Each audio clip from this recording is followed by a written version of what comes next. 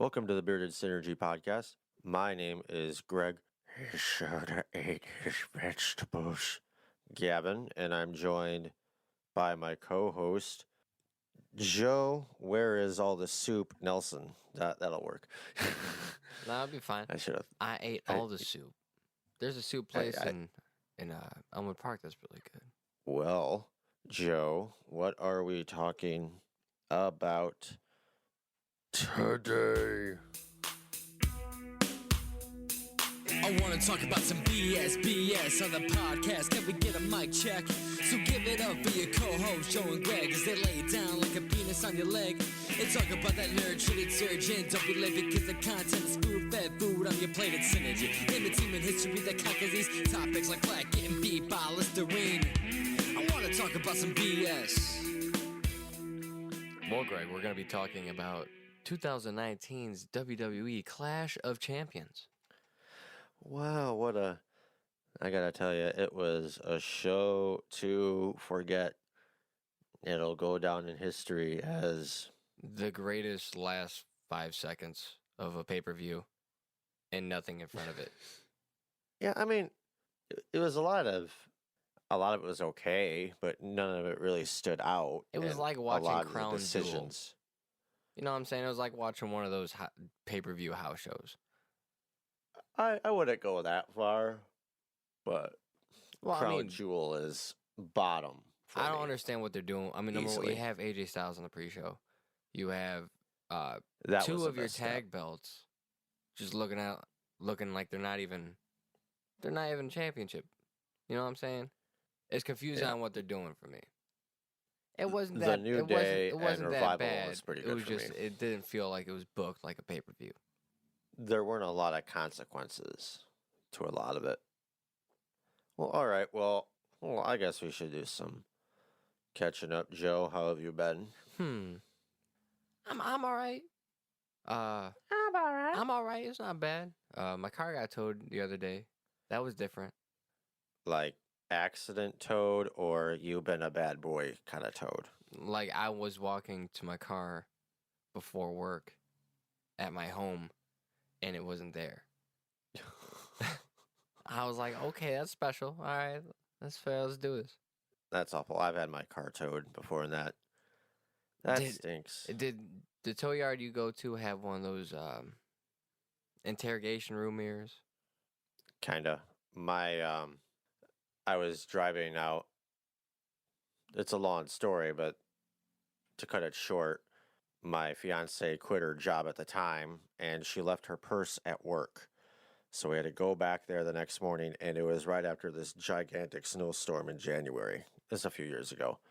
And go there, there's a semi truck coming on the opposite side, and there's so much snow you can't see the lines. And the semi truck looks like it's in my lane. So I try to move over as much as I can, because I don't know where the semi truck is in reality to ratio the road, and I end up hitting a patch of snow, spin out in the ditch, and my car ended up getting towed, which sucked because I didn't have any money on me.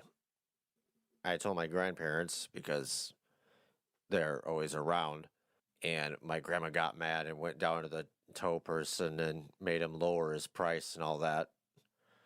And Nice. more or less bitched him out, saying that, we got kids and, The fuck you doing? what kind of. I saw my grandma yell at a deli person for the kind of, like, toys they put on a cake, arguing that you need to lower the price because the price of plastics has gone down throughout China and all this. And the cake person has no idea about economics and shit. And I'm like, oh my God, you're talking about like at first I was gonna 20 side cents with here. her because I've argued with some deli people over how thick they slice the fucking meat. I was like, motherfucker, Yeah. I said thin. What the fuck? But toys, I don't know about that one. Yeah. Well, hopefully that works out for you. It's Oh no, it's all good, man. That's a pain in the ass. I still have a place to live and a job, so it's good. Yeah. Shit happens, but Yeah. week 4 is gonna be a better week. I'm gonna throw less interceptions. I'm gonna concentrate better in the pocket. I'm gonna work with my offensive line, make sure we get better blocking. So yeah, Are you in a it's gonna get football interesting. mood with all that going on? Well, I mean, yeah, there is a football mood. Obviously, tis the season. But What also, do you think it about just the felt like a bad week 3 for me. So I'm going into week yeah. 4 determined. What do you think about the whole Antonio Bryant thing going on? Antonio Brown. Well, Or is it Antonio Brown? here's the thing. I suck at this. I haven't watched football in a while, but I keep tabs. But it's been a while since I've actually sat down and watched like a game. I should pay attention. I should pay attention more. Getting consumed so much by Parks and Recs, I was taking up a lot of my time. I mean, it's a business. People are gonna keep making decisions. It is Antonio Brown. The only thing I truly care about is how the Bears are doing and what they can do to succeed instead of flopping. As far as all the getting heated about a trade, and then dude getting, not even getting to play. Well, I don't give a fuck. That means shit to me. I'm excited to see the Bears. Antonio Brown did just retire today, though, which is kind of cool. After dealing with he said, "Fuck it."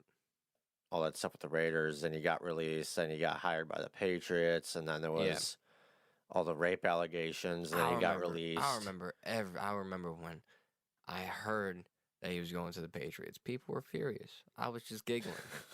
I'm like, who gives a fuck? It's pretty funny. I'm like, I'd go to the Patriots too. If you think about it from his side of things, that's the best place to go. I mean, if you want to more win, than you go to likely places they're where going to you win again.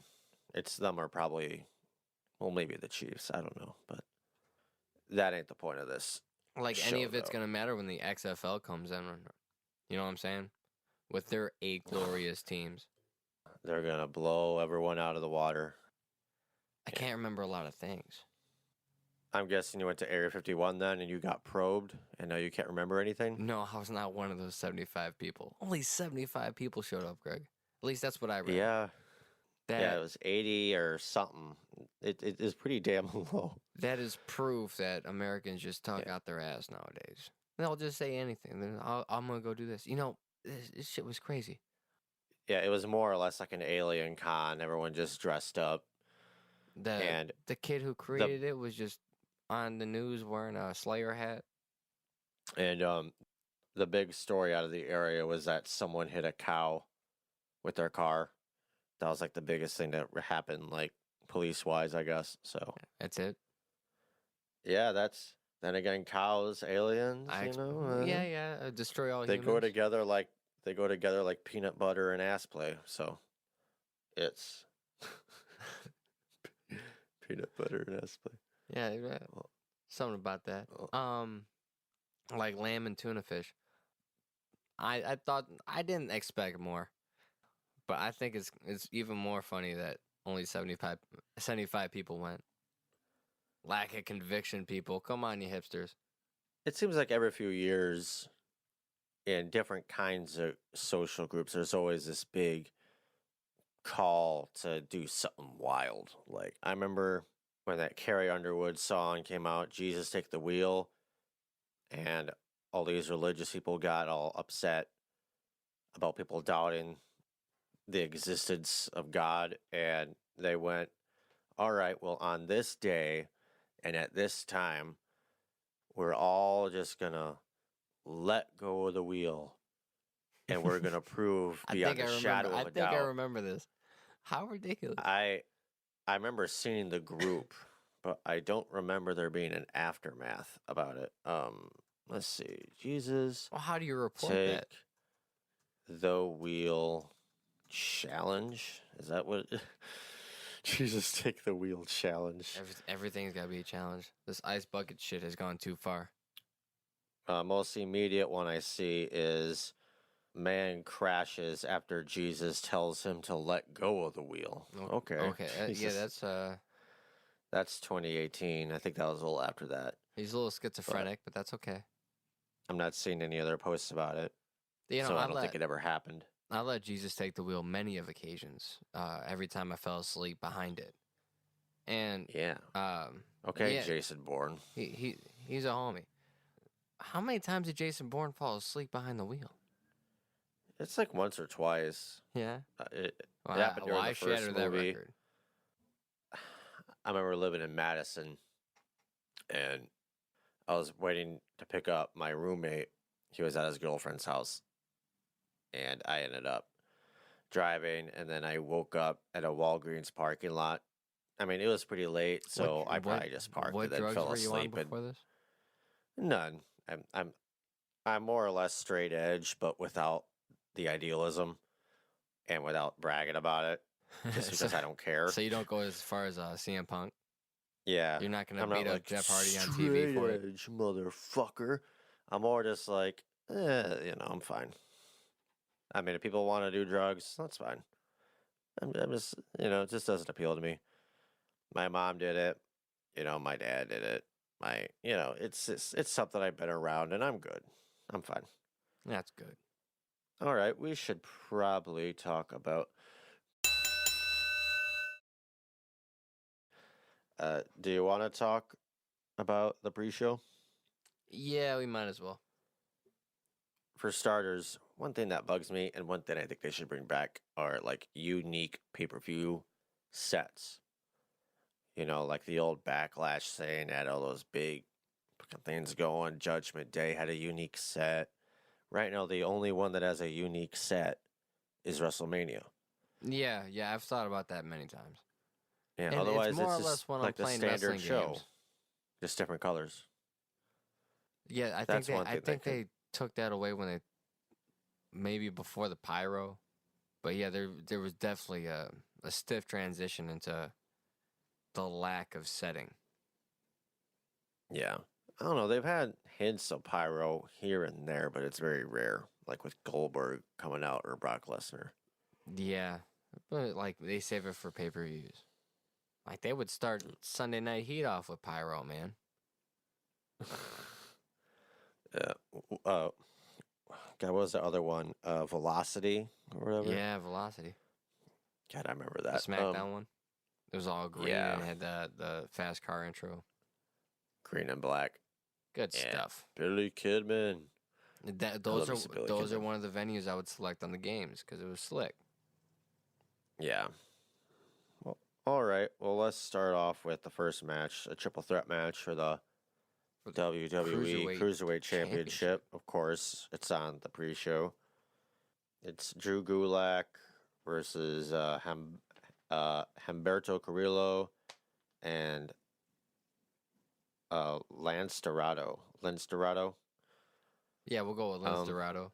El Dorado. It says on here Drew Gulak defeated Carrillo, but he defeated Dorado. So I don't know why they're saying that. So that's wrong on their part. Then again, I'm on Wikipedia. I'm on your ass, Wikipedia. I watched the show. You gotta edit it as you go on. Look, motherfucker. Normally, I would say the Cruiserweight title matches are usually some of the better shows. I mean, not the better shows. Usually, there's some of the better matches on the show, but they're always on the pre-show. And in this case, I would say that it was probably the worst match of the night, at least for me. Damn. Most of the time, to steal a line from you, the 205 matches are smooth, and this one was very much, there was a lot of hesitation in the moves, and you could tell there were a lot of missteps, which isn't that big of a deal, they're professionals, it's live. I'm willing to forgive it. But they're also professionals. They used to.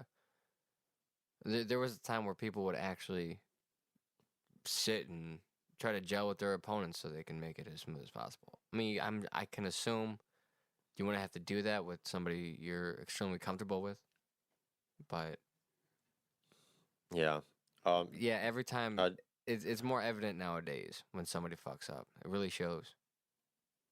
Speaking of people fucking up, did you see the botch to this finish? Because I You know, know I they did- edited it out. I missed this one. I didn't watch the pre-show. It's Which fantastic. The Basically, botches. Humberto Carrillo does one of his signature moves or his finisher to a Dorado. Then Drew Gulak takes Humberto, tosses him into the ring post, then he rolls up Lance Dorado, and during the roll up, Dorado's shoulder is up, and louder than shit, the referee yells at Dorado, "Put your shoulder down!" God And he's damn like it. tapping at his shoulder. That he puts it down, and then he does the 1, 2, 3. You unprofessional motherfucker. It means everything to him. Aztec press. We got a new cruiserweight. There's Gulak. Oh! Gulak now. Rolls up, shoulders are down, and Drew Gulak retains the cruiserweight championship. Here is your winner and still. And when they showed the replay, they completely cut that out. So I'm pretty sure they cut it Of out on the course they WWE did. Network. But But it was bad. It was clearer than day. You could hear it. It was like some people were like, "Oh." that's the other thing. The people are talking too much during these matches. That's where Yeah. getting familiar with your opponent and the situation comes to benefit. And the referee knows better. Yeah, instead of just yelling his feelings, like, "You can't do that. What? That's rude. I'm dressed like a zebra." Instead it should be like the NFL where it's just like very standard, out, 3 count, signs, which they do, but there was a lot that was wrong with it. Yeah, with that botch and the referee having to tell the dude to put his shoulder down to get pinned. Jesus Christ. It definitely It's ridiculous. it's definitely Why? messed up. Why? I don't You're in know. front of people. It's being taped. You're better than this. You better be better than this. You get paid. Yeah, Give me a referee shirt. that same ref was involved in the Sami Zayn And they let him and, back on the card? You send that and motherfucker Shinsuke home. Nakamura match, and that was a big referee distraction thing too. So Yeah, I'm eyeing you, ref. I'll follow you on Twitter. Give you some shit. I want to say some things about that match, but we'll save it. Yeah, alright. they just got to button their shit up, man. All right. Next up is singles match for the WWE United States Championship. This is AJ The Styles phenomenal defeating AJ Styles. defeating Cedric Alexander. What did you think of this match? I missed this one too because they put AJ Styles in the fucking pre-show. From what I heard, he just defeated Cedric, made Cedric look like the new guy that he is.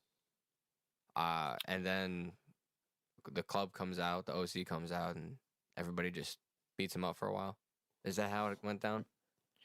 You hit the gist. That's the textbook It was stuff. a very That's- short match. It was under 5 minutes, but This does with nothing for that- the U.S. title. This does nothing for it. with that though, the time was used wisely. Like Cedric got the first maybe half in, like AJ ran at him right out of the gate, and Cedric turned it into Menchoko driver. I probably said that wrong. He does have a very you good know- moveset. Cedric's moveset is Yeah, Cedric's a top drawer. beast. For the first while, they're just beating the shit out of each other.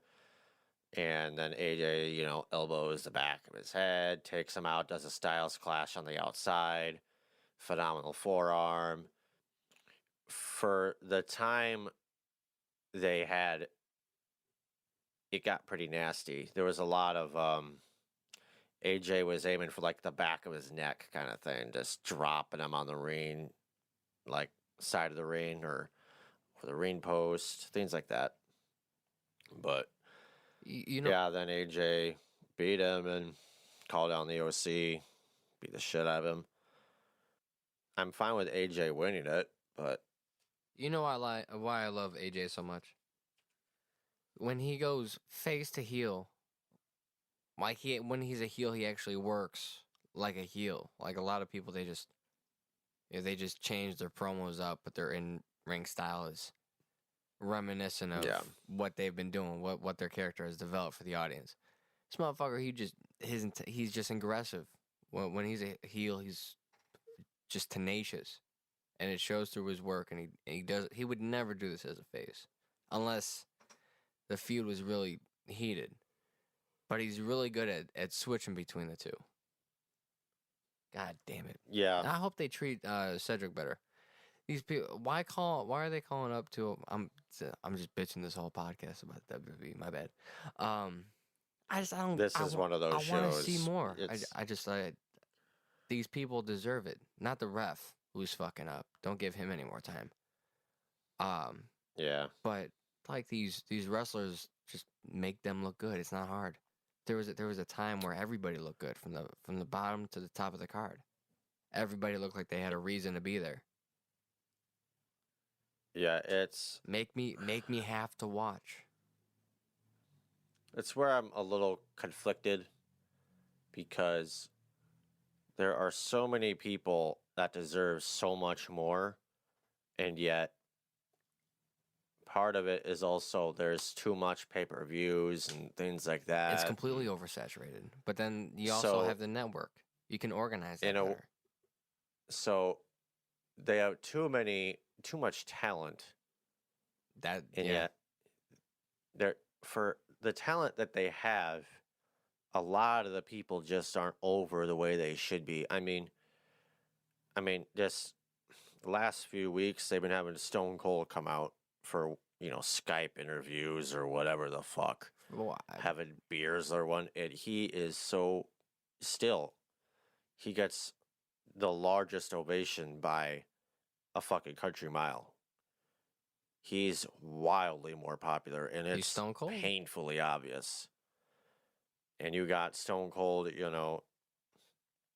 it's So I know the only one. I know Kane the came only back one I on think Monday, that's- right?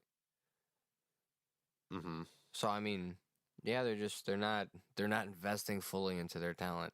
Look, I love the Attitude Era. It really is just. I still go back and watch on the network. That's why that one streaming service. I'll never cut ties with that, just because I really dig the catalog, especially watching old WCW stuff and the ECW stuff. Yeah. And territory wrestling. I'm so happy there's a collection of territory wrestling. But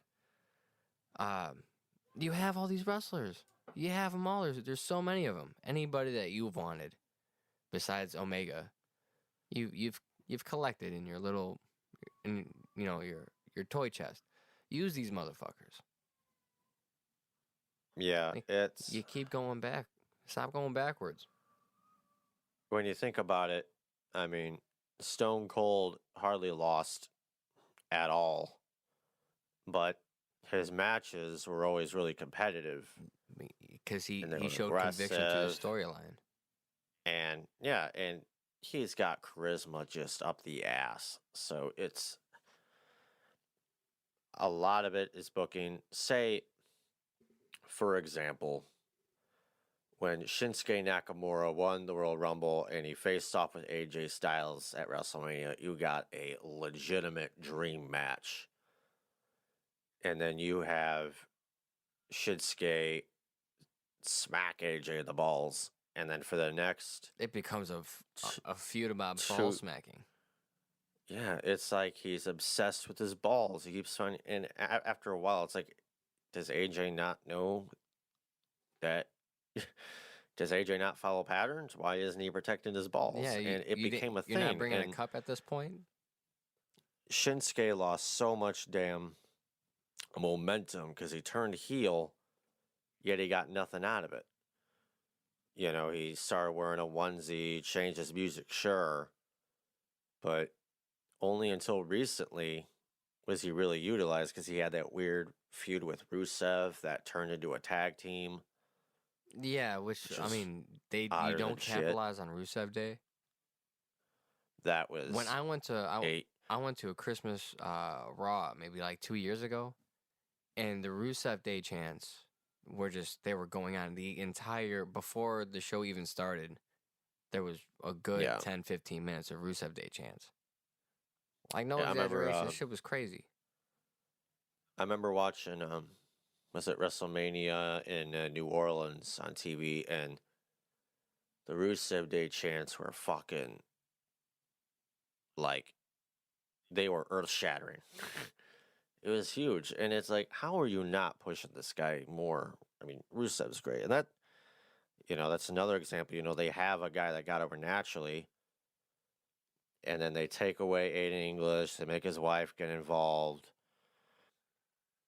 It's like, I don't know, they must have been selling shirts. Like, all the numbers, all the profit. I know it wasn't in there. It's all because it's not a part of the agenda, and they want to run a particular set of generalized stories. But that's stupid as fuck. Your profits for T-shirts must have been astronomical for Rusev Day. I mean, it just doesn't make sense. They changed Shinsuke's music up so somebody can't sing along to it, and which would have been, it's cool when you're a heel because you don't want audience participation, but also now you've just taken away his only steam engine. Yeah. Now he's just a dude with a kind of forgettable championship at this point because the IC title doesn't look good. Yeah, it's been a while. Asuka, they completely fucked her up. Yeah, her and Kairi Sane are completely off the map. They're nowhere to be found. So in some ways, I'm upset that they're not pushing these new guys, yet they're not. I would say previous to other shows, they're doing a better job of bringing attention to newer people and making the matches more competitive, which as they'll come up, we'll talk about it and I'll share my thoughts about it. But thoughts? I don't know. So I would say they're moving in the right direction, but there is definitely a problem with them not having any real big superstars. I mean, Becky Lynch was really the last big one, and she's starting to lose steam. And I think, well, that one we'll get to also. Yeah, but I feel like the height of it is over, but I mean, she'll be fine for a while. She is the type to sustain it. Yeah. Well, all right. Yeah. So going on to the main card for the pay-per-view, Robert Roode and Dolph Ziggler, newly formed tag team, defeated fucking Rudolph. That's their name. It's fucking dumb. Oh my god. Fun gimmicks, huh? And Seth Rollins and Braun Strowman, who have a match later on in the evening. They main event, so they got to have this match in the beginning. So they have all that rest period. Yeah, it's about 9 minutes, 40 seconds, and Rudolph defeated Braun and Seth by pinfall. They glorious pinned the DDT. champion. They pinned the Universal Champion. Yeah, I mean, you think interference, maybe have Braun Strowman and Seth have a fallout, and that's what causes a pin. But no, it was it was clean. Beat him clean. I mean, Dolph is okay, but I dig Robert Roode. His stuff in NXT was good. He's one of those guys. I liked him in TNA. He's one of them where I wish for more. Yeah, so he's one of those cases where the booking's kind of dumb, yet I'm glad they're giving this guy, they're making him look good. Some kind of gold. So it's like, okay, well, so this is an example of that, but he's in like the Christian world right now, where he's not given too much attention, but they're keeping gold on him every now and again. Yeah. To keep him around.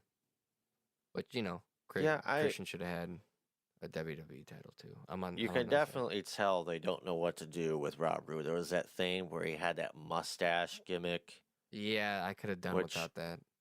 Which Now they're I having dig a good Rusev. mustache, but Yeah, now they're having Rusev do the mustache gimmick. He came back on Raw as what's does Rusev need a mustache?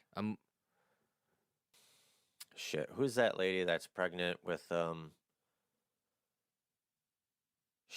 she keeps making fun of her husband, saying he's a woman and not a man. God, I can't think of her name. What is going? Is this in wrestling?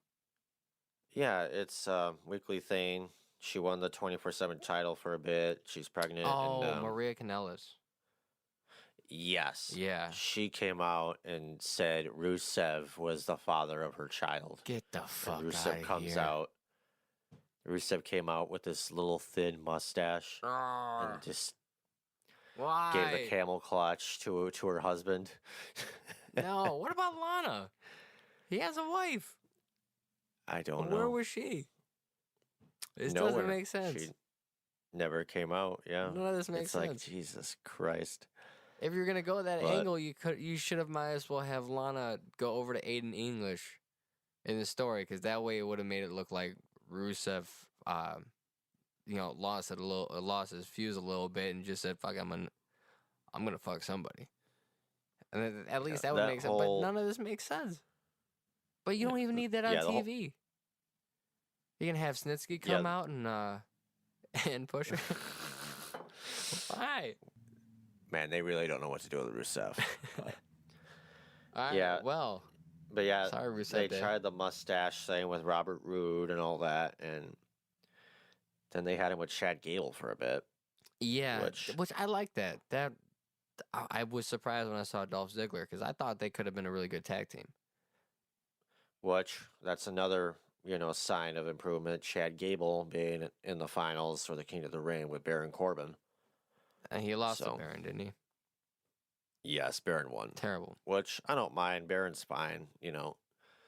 He's not wearing his suit anymore, and his matches lately have been a lot more compelling instead of the whining stuff he does. So, Here's the thing. so I'm fine with it. I mean, in the grand scheme of things, I know they want, like, they always have to have a heel on deck, right? Somebody who can potentially. Which, by the way, where's Samoa Joe? Yeah, he Wasn't he hasn't in this been on tournament? Yes, he came back for the triple threat. Baron Corbin, Ricochet, right. and Samoa Joe, and Baron ended up winning. See, I feel like I would be okay with Baron Corbin being King of the Ring if I didn't like so many of the people he beat. It Yeah, would have man. made sense for Ricochet or Samoa Joe. Just would have. That's another thing that match probably could have been on this card. I thought it was. I was very confused when I saw. I It was think that on was Raw. the intention, and then they decided not to do it. Maybe they filled the card Probably. up too much. Realized they had too many championships. From what I heard, the ratings for Raw were starting to sink. That's why they were bringing Stone Cold on, and then they moved the finals to the King of the Ring to bring more ratings. But Did it work? yeah, Robert Roode and Dolph Ziggler beat Seth Rollins and Braun. How do you feel about Seth and Braun being tag team champions during their feud? I think it was a complete farce. It's been done before with Seth and with Braun. So I kind of feel like it was overkill for it to have both of these motherfuckers. Also, I mean, I mentioned during my beginning gripe the tag team divisions. And this is kind of, neither one of these are established tag teams. You have a plethora of established tag teams, good ones, talented people. Like where's Yeah. AOP? You know what I'm saying? Yeah, they just came back and they're wearing like suits. Yeah. See, they would have been a great heel tag team champions for a decent run. You just have a lot of options, and you're just playing Scrabble with wrestlers to create this card, or at least this line for the card. You could have made this legit. It's not making me care about the championship. I want to care about it. Yeah. The match itself wasn't bad. I didn't have it wasn't boring. I was entertained by it, but also I just wish there were different wrestlers that would have made sense. I mean, there's a lot of other tag teams. I mean, let's just say the War Raiders. Yes. You know, But- they're fantastic. They're athletic. Well, aren't they? They were over as shit Aren't on Aren't NXT. they the Viking Experience now? Is that what that is? They're the War Raiders to me. Fuck the Viking Experience, Viking Raiders, whatever the fuck. They're the War Raiders to me. Their matches are great, and Yeah, it's fun. when they can go, and all they have them doing are these squash matches with local tag teams in the area. Yeah. So they could have easily plugged them into all this, and it would have been fine. Or let's say the Street Profits, you know, I mean, because are they still the NXT Tag Team Champions? Undisputed Era has the tag titles now. Yeah, which, call them up, get them away from the promos. I want to see some wrestling. Yeah. Which that's another cool thing. They premiered in Roderick Strong won the North American title, so now each of the members has a title. Yeah.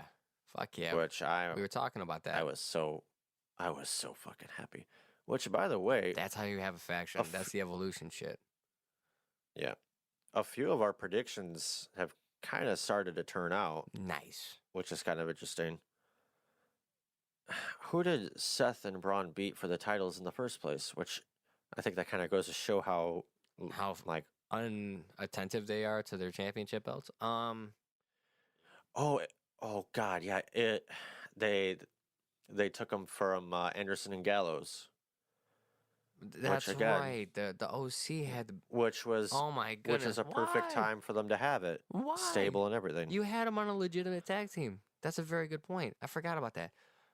Why would you take it from a legitimate tag team to give it to people who are going to face each other in the main event? It's like they're caring. Here's the thing. This is where the problem comes from. They're just trying to the guys they really care about. They're trying to put them in as much places as possible when they're not giving the actual divisions their due.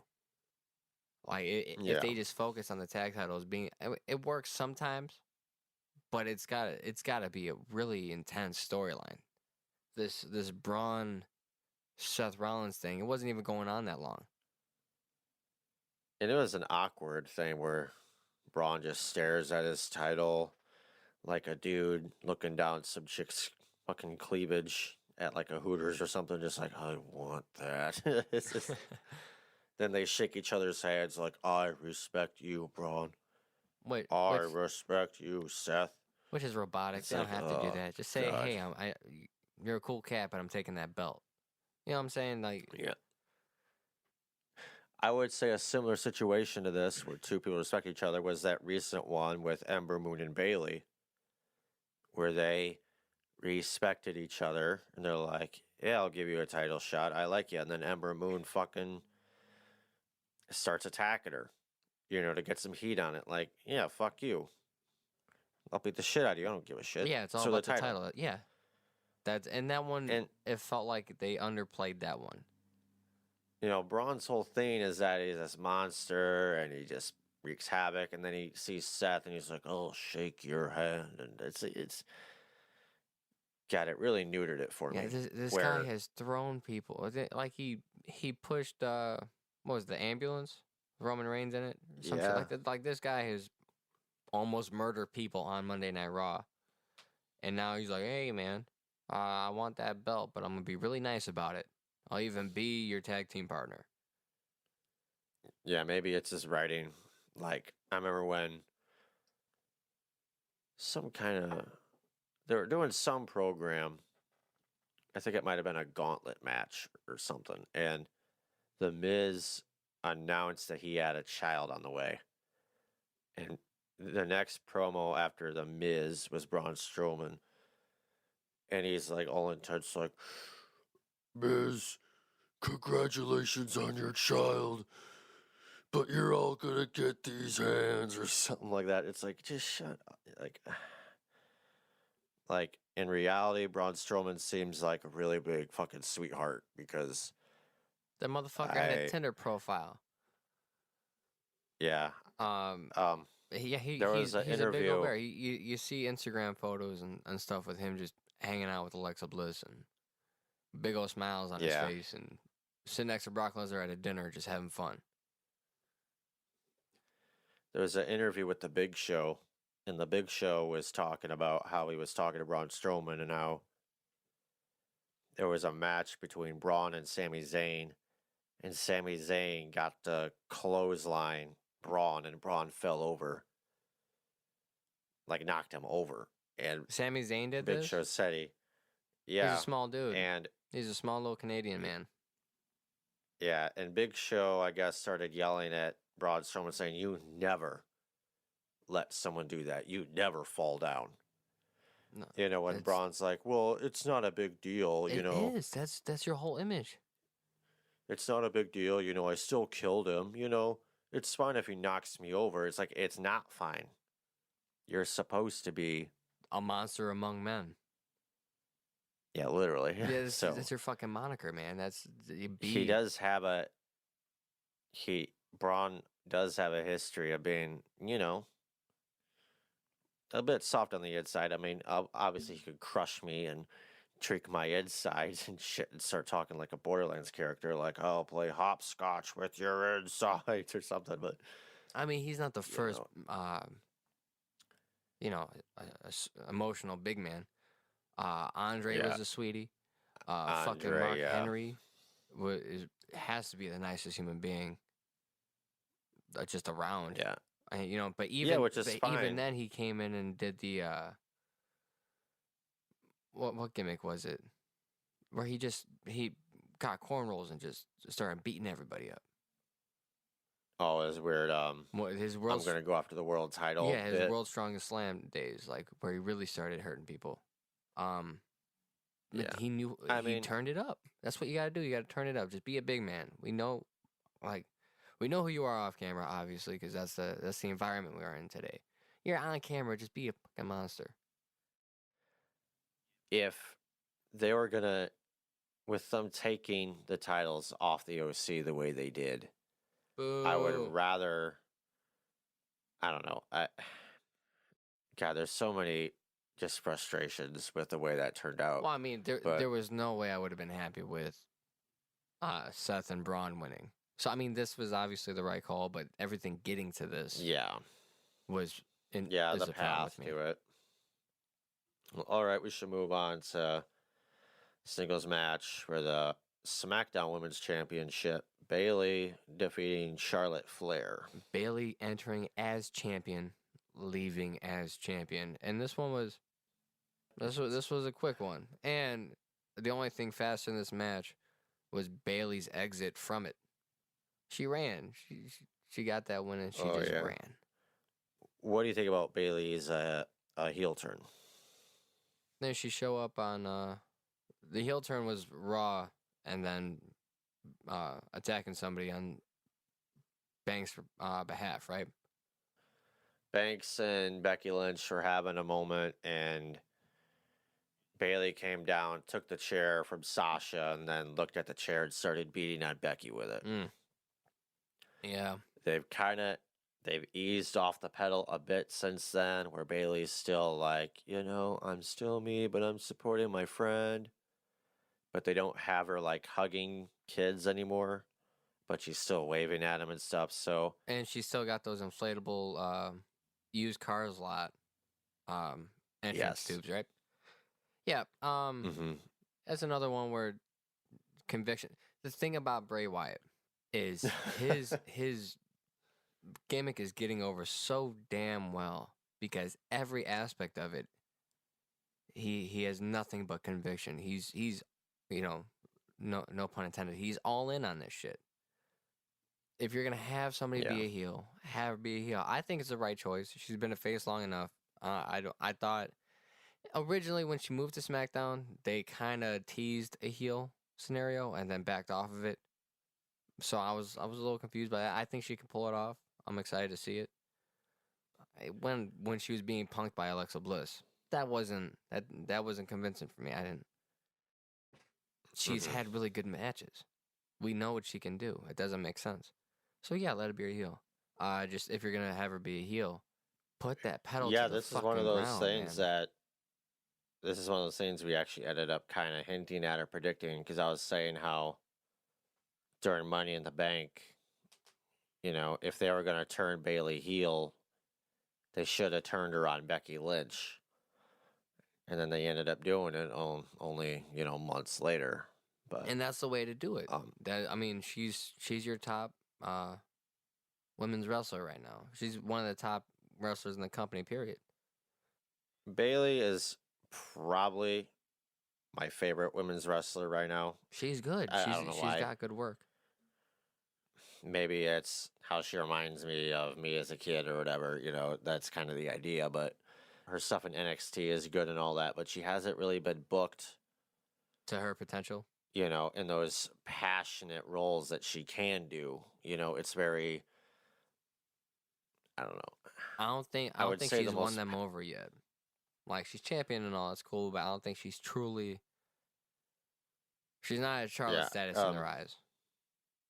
I know it's a bit of the writing for why her character is the way it is now, because she had an interview a while back, maybe a couple years ago, where she was saying how all she wants to do is be a heel.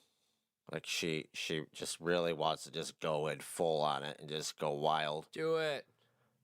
And they have her turn heel, and yet she's still kind of, iffy. I wonder if they're telling her, hey, don't go too far yet. But, I mean, if you're going to... Because everything feels like it's micromanaged. At least, from what we've heard from formerly known as Dean Ambrose. Yeah. But, I wonder why. I wonder the reason. There was an interesting development, though, where now she's saying she's a role model and all that. And they had an edit on SmackDown with her saying, I'm a role model, with her beating on Becky the way she did with the chair. And nice. I think that'll be a good way for her to go, where she keeps trying to tell kids she's a role model while she's this opportunistic heel type of deal. Yeah. I think that'll be a good way to go with it. It's just, in like the 2K games, I would turn Bailey heel, and I would have her keep the inflatable waving people, but I changed the lighting, and I gave her like rock music. So I don't know, maybe that's something they could do too, where they have like a twisted version of it, maybe like a different kind of inflatable arm. People maybe make them look fucked up. I don't know. Kind of like how they flipped it on Shinsuke, just actually follow through with it this time. But no, the match, there wasn't really much to say. Charlotte big booted her, and more or less Bailey just threw her into the post, pinned her. Ran out of the ring, which is pretty funny. She just runs out, shows desperation, things like that, which is fine. It's a heel tactic.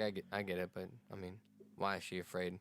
Hopefully this leads to like a 4 horsewoman match, fatal 4-way down the line.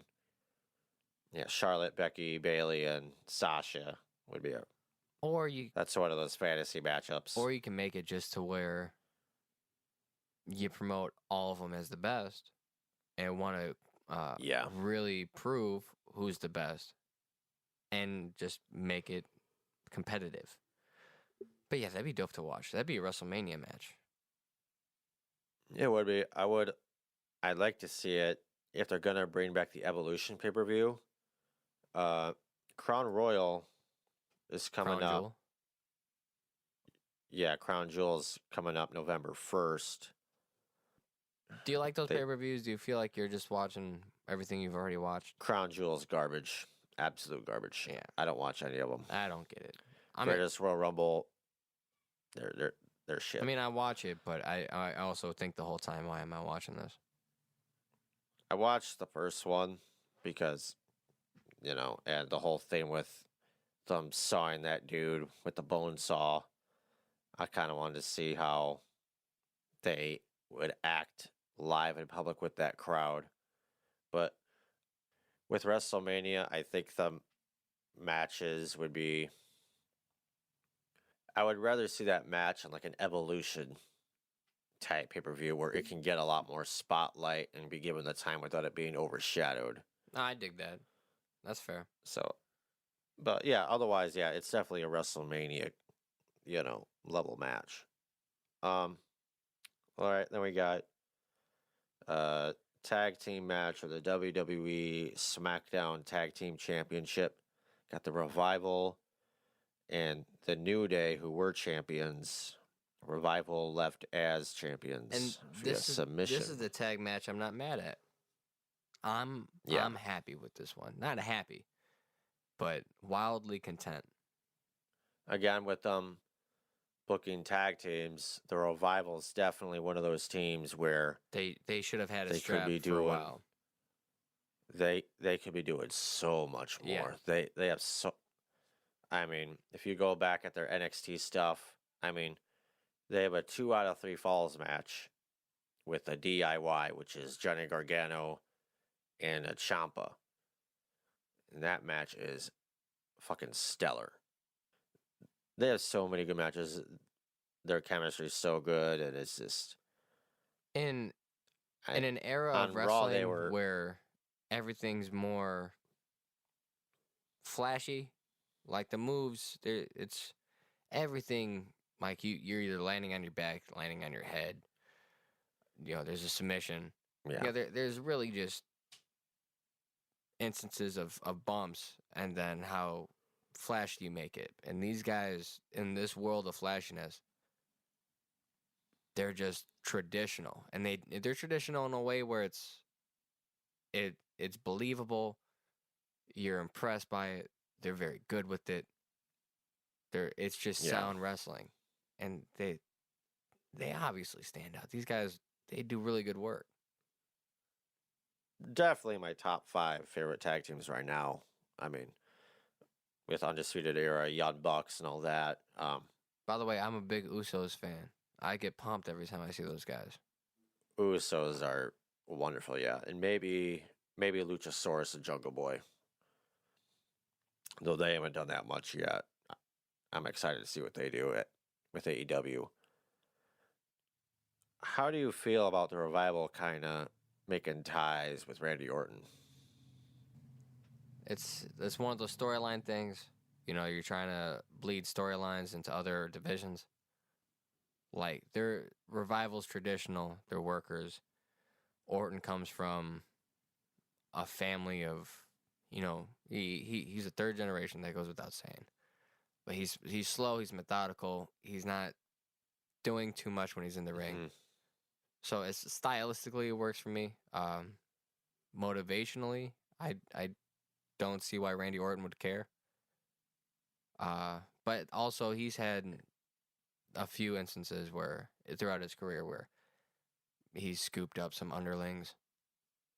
Yeah, I mean, it depends on what they really do with it. I'm okay with it as long as they actually make it for a reason. I'm happy with it if Randy doesn't overshadow them. I understand it to the point where, Yeah, it's got to be even. Kofi's got the New Day and Randy wants to even the odds. And, oh, look at that. Your tag team, challengers, they'll help me out with it. I think without the Randy Orton part, I don't know if this match would have the build that it otherwise would, but And then that definitely did its job. what did you think of the finish with them hitting their The Shatter Machine, and then Shatter Machine and and then then going for refusing to pin him and then making him tap out? I thought that was probably my favorite part. Yeah, Because it's psychology-wise, you're attacking Xavier's leg, that's been previously injured, and not only do you want to pin these guys, like as a heel traditional tag team, not only do you want to pin them, but you want to prove to them, hey, this isn't just a loss on your record. Like you're gonna remember this tonight and tomorrow, and you fuck with Yeah. the leg a little more to earn the victory. So I Yeah. like that. That's one of the things where, you put thought into this one. Mm-hmm. Yeah. What did you think? It's one of those things that gives a team like a character trait, where it kind of gives them a mean streak. Like, yeah, we have you beat, but that don't mean it's over yet. Especially for a heel team, there's not a lot of really over faces, and there's not a lot of real, getting booed type of heels. It's that kind of weird time where heels get cheered, faces get booed. So it's nice to see a heel actually be, oh, we're gonna fucking hurt you type of heel, Yeah. That's why when Sami Zayn came back and he was really getting heat and he was cutting those promos, I was very happy because you have a heel who's getting heat. Yeah, Sammy's wonderful. I love Sammy, and he deserves the moon and back. But He's all right. Any other thoughts with that match? no, I mean I love the New Day. It's never fun to watch him win or to watch him lose, but it's never. I love the New Day. It's not fun watching them. No, it's definitely not fun to watch him lose, but also, it was the right call on this one. And it kind of makes you start to wonder so is after Brock meets Kofi, if that's in jeopardy, because they've done a good job as containing them as a unit, but also relocating Kofi's status. They've done a good job at balancing that, in my view. But just because they lost, you almost wonder, hey, is that gonna carry over to Kofi? And if he loses, is it because the morale of the team and what can happen with that? So I mean, this is one of the things where I'm happy with this block of 10 minutes. All right. Next match is another tag team match for the women's tag team titles. Alexa Bliss and Nikki Cross going in as champions, defeating Fire and Desire, Mandy Rose, and Sonya Deville with their weird porno music. It's like a weird name for like a new brand of gum. You got minty on one side and you got cinnamon on the other side. What a terrible name. Well, Alexa Bliss is actually one of my favorites. Yeah, she's That great. being said, I don't know about this Nikki Cross deal, man. What do you think of it? I don't know. For some reason, their faces now.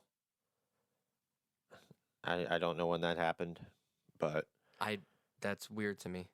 Alexa seems to be doing fine as a face, but she's definitely better as a heel. Definitely better as a heel. I don't know if you've seen Nikki Cross's stuff in NXT with Sanity, but I missed it. It's great. It's great stuff. Like, she ties people up in the apron, beats the living shit out of them. She's like a wildcat. I remember her video packages when she was going to get called up. And I was like, man, this broad looks like she's going to be fun to watch. So it feels like she's neutered from... She definitely is, yeah. Yeah, that's too bad. And where now her character is, oh, I'm your friend. Let's drink coffee together. Yeah. Here's the thing. So it's just like, okay. You have Alexa. And every now and again, she does that weird shaky thing. Yeah. But I would rather it be Bliss as the heel and yes, using her like a mad dog, kind of fucking wild, wild tag team partner. Absolutely, I think that'll be a lot better. That'll be way better of a call. Now, Alexa Bliss for a women's wrestler is pretty over. She's definitely up there with like Charlotte and all them in terms of like title reigns and all, and length and all that and rivalries. So I think having the women's tag titles with her is a good move. It's a very good move. She'll bring some, because if you're not going to have Bayley, and Sasha do it, and you're not going to have Asuka and Kairi Sane do it. You're not going to have the Iconics do it, and give them matches. And give them Because I matches. think that was the big problem with Just give them matches. is the Iconics never have matches where Alexa and Nikki are at least having matches almost weekly. The titles are being shown, which is nice. But I just think they could be doing better with their characters and their personas. But I don't know, maybe they can move a little closer to that, because I'll get them more heat and more attention on the titles, and then you can have an Asuka and a Kairi Sane, both faces going up against them, and those would be great. Yeah, they most definitely yeah, should otherwise- make Nikki Cross a crazy person. It's very good. Do you Yeah, Alexa Bliss came out dressed as Harley Quinn again? which is cool. Yeah. I dig it. Yeah. Otherwise, Mandy Rose and Sonya Deville are fine.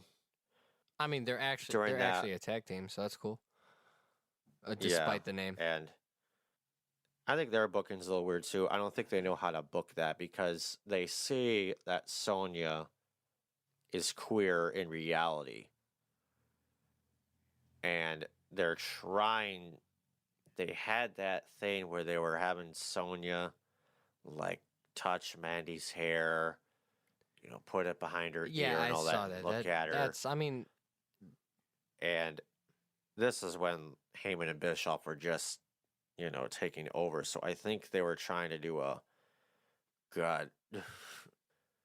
like a Chuck Palumbo, Billy Gunn type of deal where they're overtly gay tag team. well, they better Or come they're, out with boy band music then. They're married. God, I don't think they necessarily need to do that. You can have someone be gay and not have them in love with their tag team partner. No, what was when Paige brought them in? What was their name? Absolution. Absolution. That's right. Now, when they were under that structure, I thought that's exactly what needed to stay. You have Sonya being like a muscle, which she's convincing. She's a former MMA fighter. She's got the credentials. That's believable. You having her come out, Yeah, throw she's some very punches or some good. knees. It makes sense. Yeah. And then you have Yeah. Mandy Rose. She can be more of the, more of the grounded, wrestler type move. That dynamic makes sense, and the personalities make sense too. You got a wrestler per se, and then someone who's just gonna beat the shit out you. That balance works. Throwing in the Mhm. personalities like that, I don't think it services them as a tag team. I think it's gonna. Why wouldn't they just want to go win the titles and just that's what it is about? You know what I'm saying? You don't Yeah. don't try too hard with those things. If it happens organically, absolutely go for it. If the Yeah. crowd kind of pushes it that way, what are you gonna do? Sell the shirts. But that feels pushy. It doesn't feel right for their tag team gimmick. Fire and Desire. What the fuck? It's a weird name. What did you think of the match? I mean, there's not a whole lot of it that sticks out to me personally. Oh no, absolutely not. Yeah, it's pretty just standard, 9 minutes, 5 seconds. Most of the matches are around, the Cruiserweight title, 10 minutes. Raw tag titles, 9 minutes, 40 seconds. SmackDown tag team titles, 10 minutes. Women's tag titles, 9 minutes, 5 seconds. Shinsuke Nakamura, Miz, 9 minutes, 35 seconds. About half the matches are right around that 10-minute mark. Yeah, So, and then the matches towards the top of the card, towards the main 20 event, minutes, they start 20 investing minutes, the time. 50 seconds, So I like that structure. That makes sense 17 to me. minutes, and then the main event was 11 minutes. So the only real oddities being AJ Styles being under 5, Especially when both of and them can work Bayley so and- good. and Bailey and Charlotte being under 4. So I don't know, maybe throw in like a 15-minute match maybe shorten the Randy Orton one, maybe to 15 minutes, and maybe that match sticks out a bit more. But for right now, it's largely forgettable. But I would say the decision to keep the titles on them is the right one. I just wish they would tweak their characters a bit more toward the unhinged, asshole heel side. Yeah, you had Alexa turns Nikki completely face instead of it should have been the other round. Like Nikki crosses a psychotic persona influences Alexa into being a better heel, which is already she's already such a good heel. So yeah, that could definitely be different. I like that this was in the middle of the card because people are going to catch their second wind, and that's going to happen as we get deeper in. So it's if you're going to have this match, middle of the card's about the right spot. Yeah. All right. Next match is singles match for the Intercontinental title. You got Shinsuke Nakamura as champion, accompanied with Sami Zayn defeating The Miz. And Sami Zayn's role in this match is to be a live commentator for so much of it. Sami Zayn can pull off almost anything he does. He's a great face, underdog. Do you say he's going to end up turning on Shinsuke and take his belt? That's what I want. I would say so, yeah. It's got that look. I feel like if it doesn't go there, it's a waste. Yeah. Hopefully they take a while to do it. Build up Shinsuke, because he's one of those just really fucking good guys that you can. When you give Shinsuke the right formula with someone, it's fucking gold. And they really need to build him back up, especially after that, fetish with AJ's balls. I mean, Sammy could pull off heel, he could pull off face. The guy could do anything. I absolutely love the guy, and why the hell he loses so much or is getting choke slammed by the Undertaker, I have no idea. But he's a jester almost, and that's a shame. Yeah, he's so fucking good, and he's fucking intense. His matches with KO, especially in NXT, are fucking. They're a good time. My God, those are classics. The guy can go. If anything, they actually neuter him with WWE. He's got that. His initial finisher is that what the hell is it? Where he drops them on their head on top of the turnbuckle or whatever. But obviously, with WWE being WWE and neck injuries, you can't really do that. But I thought this match was fine. From what I could tell, a lot of people were taking The Miz to win this because The Miz would then be tied with Chris Jericho. And they would want to take the light from Jericho a little bit. Yeah, that's kind of where everyone was thinking, which it makes sense, but I'm happy Shinsuke won because they really need to give the title an iconic run again. Finn Balor didn't really have any real run with it, Yeah, plus the Miz's face right now, I don't. That one, it's never convincing. So to see him hold the title as a face, it doesn't really do much for me. Yeah, and this is a match of potential. You got Shinsuke and Sammy in a place to where it can only go up as long as you don't prevent it. For comparison's sake, where you got like Asuka and Kairi Sane with Paige as a mouthpiece, I would say this is a bit better where Sammy's just a better talker. And he's just talking. Oh, he's wonderful on the mic. Fucking Shinsuke up the whole goddamn match. And all that. And then they eventually cut his mic and Miz fucking shucked his fucking microphone all the way across the fucking arena. That was fucking nice. It was a bit weird seeing the Miz kind of manhandle Shinsuke so easily, where you got Shinsuke, he's a world-class wrestler, and, the Miz is fine, but... Yeah, he doesn't have a winning MMA record. The Miz just... He doesn't have the technique or the skill set to really or he shouldn't be able to, be that competitive with him. I don't know. Shinsuke, in my mind, is up there. Like, he should be right up there with, well, what should be, Samoa Joe, AJ Styles, Roman Reigns, Seth Rollins, all them. Yeah, the structure But of this, he's just, like these card levels, they confuse me a little bit.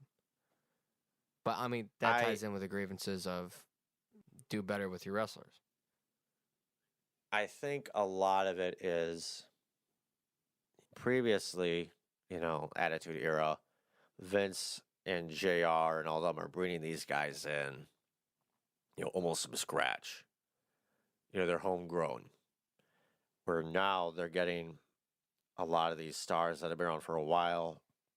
Kevin Owens, been around forever. AJ, world class. Shinsuke, world class. Sammy, he's been around for a while wrestling as a fucking luchador. Samoa Joe, God, there's so many. Buddy Murphy, Bobby Roode. You got all these people, and they come in, and they already have this background, and Triple H is recognizing it, and they are having all these great matches and rivalries in NXT. And then they come up, and they don't know what the hell to do with them. Which, if Vince was watching the product of NXT, he would know what to do with them, but pretty sure he doesn't watch it because, I mean, where the fuck is Aleister Black now? Nowhere to be fucking found. Where's fucking Cesaro? All these guys could be top guys. Why hasn't Cesaro ever had a real chance? Like, where's his main title run? Cesaro is one of those guys where it just confuses me. It really does. He's fucking good. The guy's a workhorse. He could do. And he's unbelievably strong. Jesus. He has. You gotta watch Takeover Cardiff. Cesaro has a fucking banger in that fucking pay-per-view. It's fucking great. Look it up. It's like the opening match. It's amazing. It's not even fair what he can do. I don't get it. The guy's too much. I don't know. There's so many guys that, it's fine if not everyone is after the big title, but you got all these great guys. There's no reason why the U.S. title and the Intercontinental title should feel like the 24/7 title. Which, the 24/7 title, we forgot to get into his 24/7 title. Interrupted. Oh God, yeah, they interrupted the women's tag team match. So not only are you not giving these title matches what it deserves, like what it could be, you're gonna take the 24/7 title and just throw it into the middle of this match? I get it. It's Clash of Champions. You want all the titles, but they could have put that in. Make that one of the pre-show. Yeah. If they wanted to have it interrupt, they could put it with the Roman Reigns, Eric Rowan thing. That's not a title match. It's no disqualification. There's no downside to it, and then you can have Roman and Rowan. That's a good point, and it Rowan gets some notoriety because that's a match where people are paying attention. That's a good point. Fucking scare them off, or hell, maybe do it with Braun Strowman and Seth. They have another match. Have Braun do his. I guarantee they looked at the card and said, "All right, which championship can we fuck with?" God, I completely. It doesn't make sense. That was in my notes too, where I was pissed about that, and I forgot to mention it. Why? Of all the titles too to build up, they could just do it during the promo. Have somebody come in, pin them because it's like a hardcore championship. Anyways, it can happen backstage. Why further the plot when the plot doesn't service anything? So confusing. Yeah, that irked me so much. I forgot about that. God, now I'm mad again. But yeah, otherwise, the same ref from that Drew Gulak Cruiserweight Championship match, Sami Zayn's falling, distracting him. That match had a bad night. I mean, not that match. That ref had a bad night. My God. But yeah, Shinsuke won, more or less. Sammy just... the fucking neck brace is unhitched and everything, and Sammy's still holding on to it, talking shit. He has conviction. Yeah, Miz almost won. Skull crushing finale. Sammy grabs the ref. like literally just yanking on him. And Miz chases him around. Miz chases Sammy around the ring. Shinsuke knees the fuck out of him. Then, god damn it, what's the Shinsuke's finisher called? The Kinshasa? Yeah. Yeah, does that to Miz, wins. Thank God. Hopefully they can build up Shinsuke and the title at the same time. It would serve a lot of purposes, and then Yeah, and this you was can a have good heel Sammy- finish too. yeah, then you can have Sammy and Shinsuke feud for it after a while. Hopefully they keep them together. Yeah, Sammy helps then him that would screw over give a good amount of opponents before he screws over him. Plus, then that would give the title an iconic feud as Iconic. well, which should be nice. Iconic. Next is the singles match for the WWE Raw Women's Championship. Becky Lynch as champion. The man. Yeah, versus Debaus, the Smurf, Sasha Banks. Becky won via disqualification, which the ending was a little weird, Yeah, and it wasn't very well communicated. it feels like Kofi and Randy Orton, but in an opposite, like in a different order. Like you're just I gonna mean- scrub the finish, and then just have somebody battle outside for a while. When you just could have made the match have a stipulation, and then given it a proper finish to where there's credibility behind it. That doesn't sound too hard, does it? Yeah, I I mean, mean, you got some good wrestlers. They can pull something like that off. while the match was going on, I thought it was fantastic. Yeah, It was absolutely. probably the best match. It I don't was one of the more exciting ones for sure. That spot with the disarmer on the in between the chair. In retrospect, in a way, this kind of gives Becky her ass kicker vibe back, which I get why they did it. She's losing some of her heat, where, this comes off where, she's super aggressive again. She knocks out the ref, and then it's like 5-10 minutes they're beating each other up, and the ref is still out. Yeah, And what then the they- fuck did he? Did he? And then they have- just did he announce fall something like, into a "Oh coma?" yeah, by the way, she lost 8 minutes ago." Say that happens. This would be a good chance, with all that Kevin Owens, Shane McMahon referee shit going on. This would be a good chance to kind of, double down on that rule, saying, you don't cross the ref, Where say that happens, those other officials come down, stop the match, disqualification, have them feud. Have them do that, and they're trying to separate them. That'd be fine, but instead you have them do this whole brawl. They come back, and then they decide to come out like, "Oh, wait, yeah, we should probably stop this." And then they don't announce the outcome until she's already at the top of the fucking ramp. I don't know, booking-wise, that was a little odd.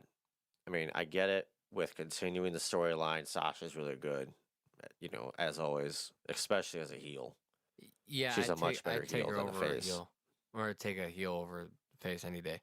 She just Yeah. knows how to come off that way. But yeah, otherwise, the match was really good. It was really intense. A lot of nasty shots, drop kicks to the face, shit like that. It got pretty nasty, which is nice. Yeah, Yeah, I'd like that. It was definitely entertaining. It feels like they threw a Hail Mary, 99 yards. Yeah. And then when it touched the fingertips in the end zone, they just tackled themselves. Yeah, I think if they were more quick on the trigger to end the match after the ref went out and started being under with a chair, and then just have the beatdown continue after that, if you still want to do that, that's fine. But, having them brawl all over the arena going haywire and the ref is still out, and then you decide to have people intervene, that was a bit odd. Oh, it's downpouring. Nice. I love the rain. Is it? It was raining last night. The rain it just moves. Speaking of rain, we got Kofi Kingston's championship reign and the rematch with Randy Orton. For the If only WWE we're at Championship. Roman Reigns, it would have been. But yeah, it's not that bad. Yeah, it was close. Yeah,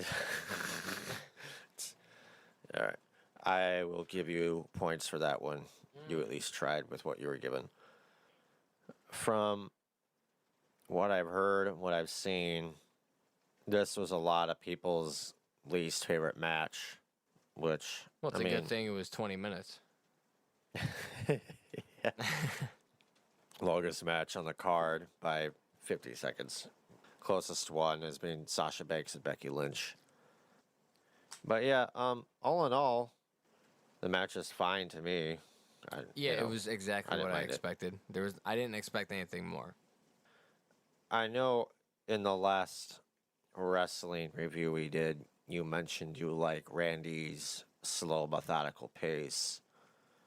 And that's kind of what a lot of other people, critics, Dislike. really, really disliked about it. But it's like, well, then you dislike Randy Orton. Yeah, I think it's just call it what it is. Yeah. Well, here's the thing about the pacing of his work nowadays. It shows as he was evolving as an athlete and as a wrestler and a performer, he realized he doesn't have to do a lot because what he does is so effective. And it's a whole Predator aspect. He's fulfilling the gimmick. If you already hurt somebody, right, and you're just playing with your food, then just fucking play with your food. Like that fits the gimmick for me. And he does it in a way it looks like he just clicks into it.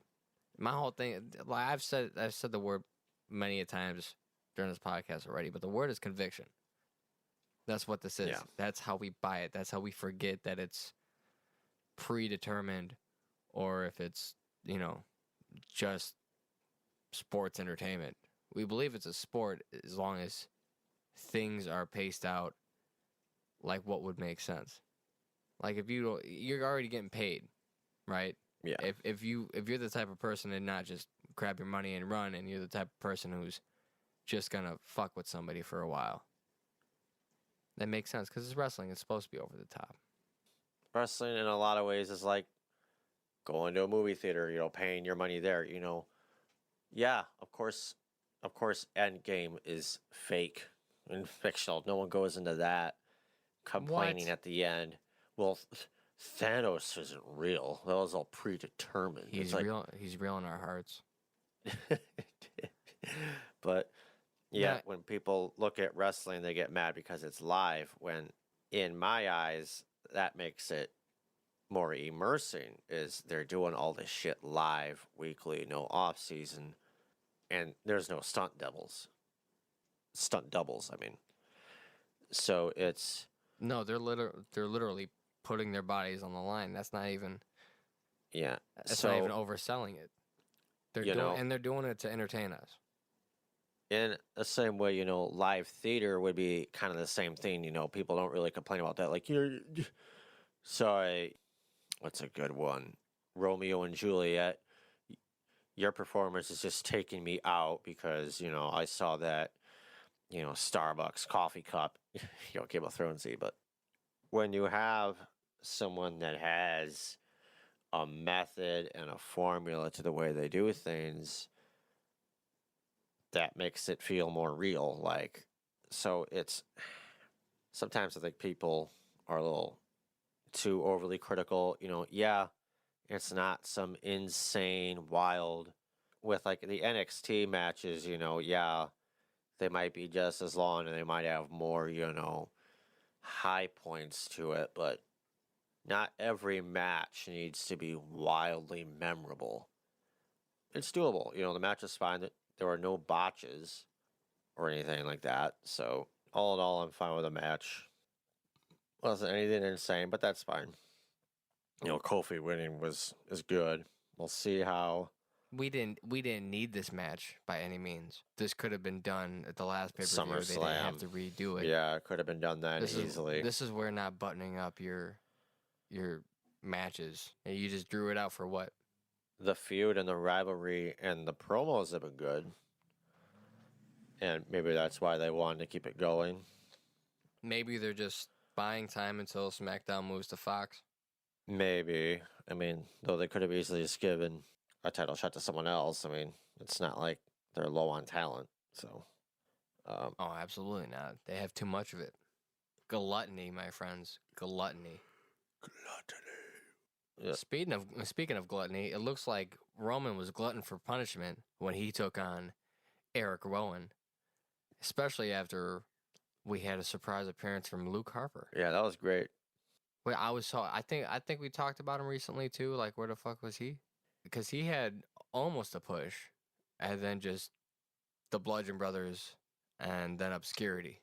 Yeah, there was that injury, and then he asked for his release because he wasn't getting used, and then they told him no, and now they're bringing him back. We'll just wait until we need to beat up Roman, and then Roman can beat both of you in a handicap match. We'll see if they keep utilizing Luke Harper, or if this is just his contract is ending. Let's try to keep him signed, so let's give him something to nibble on. Kind of like with the OC, where they were going to leave, and then they paired them with AJ Styles again. Hopefully... Yeah, we'll see what happens. Hopefully this isn't like that, but I'm happy to see him back. And yeah, again, I'm a fan of his. I think he does great work. Yeah. And for a big man, he moves, man. He's agile as fuck. Yeah.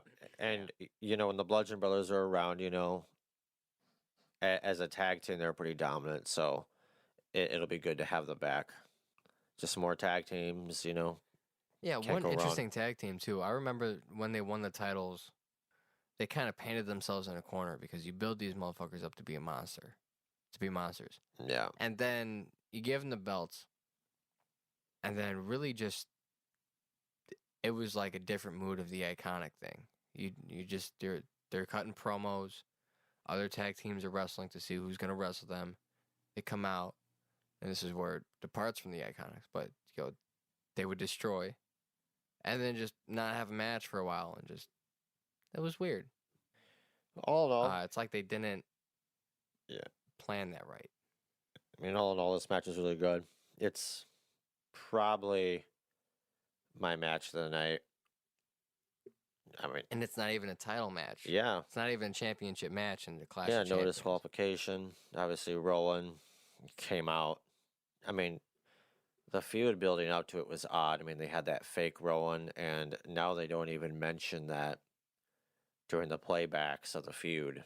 So I think that was a misstep on creative, and apparently Vince was, during SmackDown, ripping up scripts and rewriting at the last second. So this might be a Vince thing. I don't know. Most likely is. It's kind of nice to see Roman Reigns out of the title picture, because a couple of years ago, came out at the Royal Rumble. I remember him getting booed so fucking hard. And Because they were shoving him down everybody's throat. Roman's the guy. Roman's the guy. Roman's the guy. Yeah. With him now on SmackDown, he's now actually starting to get cheers. And I don't know if it's because he's out of the title picture, or I think part of it is because his matches are now really compelling and they're competitive. Look back like a month, his match with Buddy Murphy. It was a fucking gem. Built him up. Buddy looks great. Roman still looks strong. If they can keep up that, where they give Roman compelling matches, but he can still win, they might actually start building him up the way they want him to, instead of him just coming out, doing like 2 Superman punches, maybe 2 spears, and it's over. It's just kind of recycling the same moves. But if he can have competitive matches with different moves like he's been doing, maybe they might actually do something with him. I was really surprised with Eric Rowan's performance. He definitely came out looking good. Yeah, he's good. He's not a bad performer. He's another big man that can move. And he's a big man that feels like a fucking monster. It's like at no point, where you look at Braun at this point, like he's a fucking teddy bear. Yeah. Nothing about that exists with Rowan. You believe him as somebody who's gonna slam somebody through the ground. Yeah. So that's helpful. I think the Roman thing, It's that formula that I miss from the late 90s, early 2000s, to where if your main eventer wasn't in the championship, you would give them a compelling story that bought them time until you'd have to put them back in a championship picture. Yeah. And this feud is a really good execution of that. This whole storyline of people like trying to hurt him backstage, crushing him and driving into his car and stuff like this. All these matches that you're complimenting comes from this story, and that's because they've figured out a way. Hey, we're not going to put him in a championship match. What else can we do with him? Well, let's give him a story. Yeah. And this particular story is working. Yeah. It also shows it's not that fucking hard. It's not that hard. I mean, just cook something up. Hopefully, I hope I'm wrong. With Brock Lesnar now challenging Kofi, is it during the Fox debut on SmackDown or is it during the draft? Because the Fox premieres. I'm not sure. I'm not sure the order of that. The Fox premieres on the 4th. That's a good question. So that's coming up, and the draft starts on the 11th.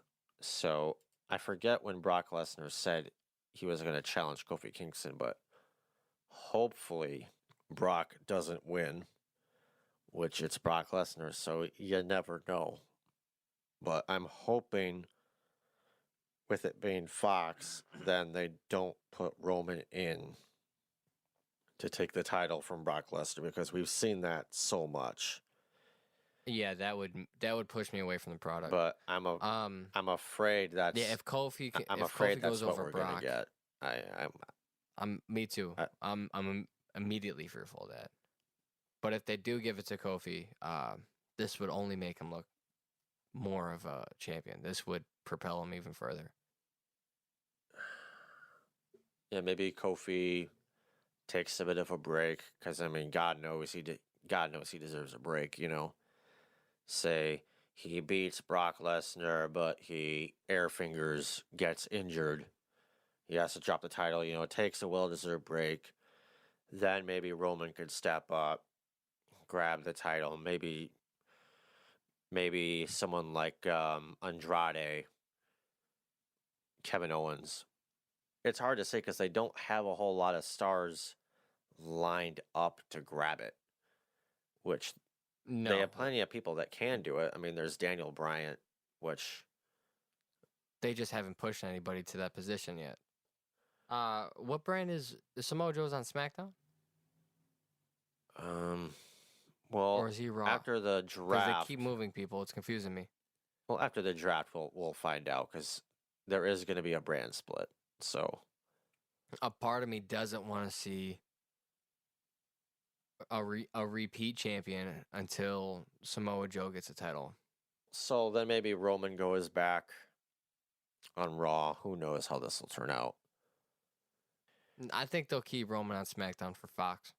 They gotta get the numbers up there, or that's not good business. Yeah, Fox has got a pretty big thing with canceling shows.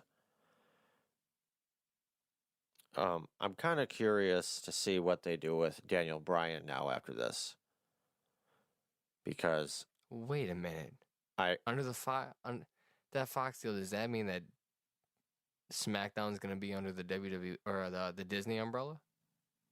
I don't think so. Why, as far as promotion, do they have to answer to Disney at all? Keep talking. How does that work? And I'll look it up. Who runs Fox Network? Is it Disney people, or did they continue to employ them as just a branch? Soon the food we eat's gonna be able to be traced back to Disney. I wonder. I'm so curious. I'm saying conflicting reports. Just to see how this business. I'm saying conflicting reports. Someone says it won't affect it at all. It doesn't include Fox TV. Someone says it does. And then someone says 20th Century Fox is what they own, which is the film's decision It does not affect the television content. Someone says they're half right. They do own their TV division, but they didn't acquire the broadcast network. If they own The Simpsons now, Yeah. that's under the TV division, and that's the back catalog. Yeah, then Disney has only bought 21st Century Fox, not entire Fox. What's the difference? Is 21st Century Fox the movie thing then? 20th Century, yeah, that's their movie studio. But I Because do know if they have that The Simpsons, they obtained Fox Sports, FS1, FX. I know they got all those channels, and I mean, can only assume if they have that, then they have regular Fox, because they also have Fox News. I gotta read this contract. I wonder if it's public, if it's attainable through the public fucking sphere. Because I'm really curious. I want to read this motherfucker. It's gonna be like a book I'm reading. Either way, I don't think moving Roman to Raw would be the right move if you're trying to improve ratings, because he's a draw. If they had Finn Balor come back and then come back on SmackDown, that'd be wildly helpful. okay.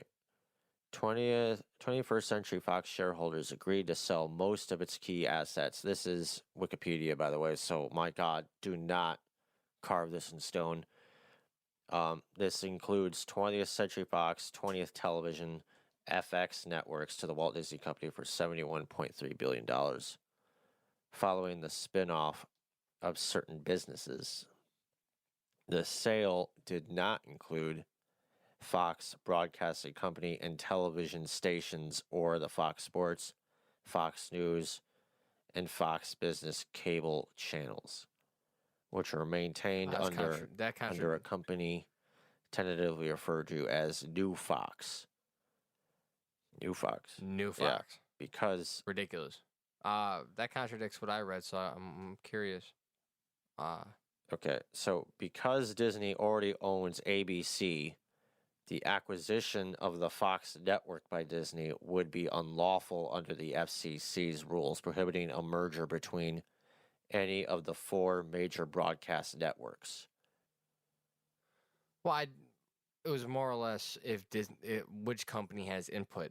Yeah, I would say it's Fox. Otherwise, that's all.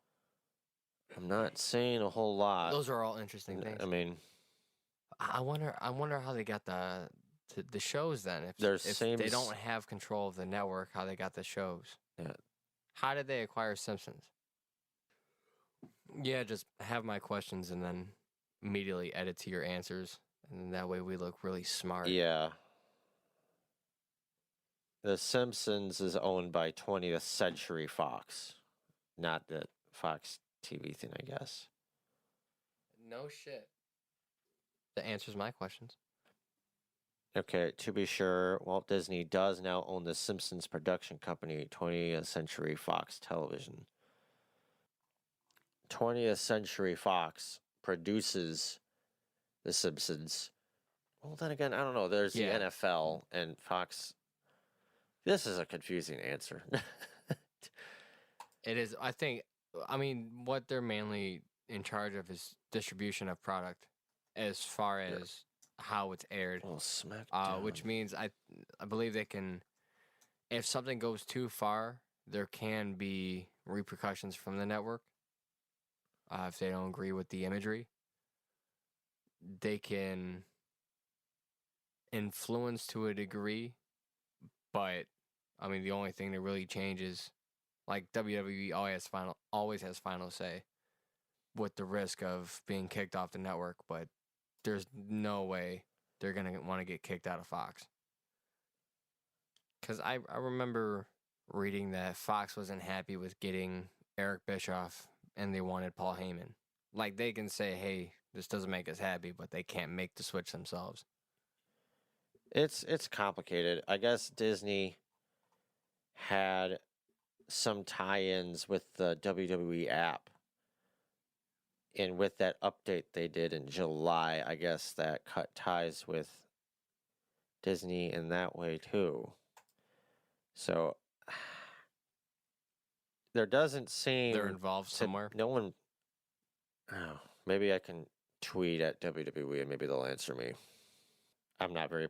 What is Disney's involvement in your company? Yeah, or You scumbags. hey, will SmackDown be on Disney Plus? I looked up that. I'm not seeing any even answers to it. Well, it's already on Hulu, and Hulu's owned by Disney, so I can't imagine that they'd switch it when they already have it under their distribution umbrella.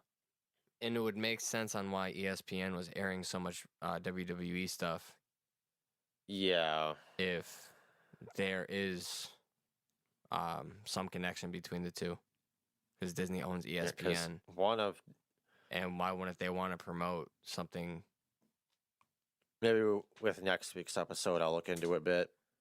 It will give a more final answer to it. But for now, let's just say it's not, because that's the only real answer I've seen.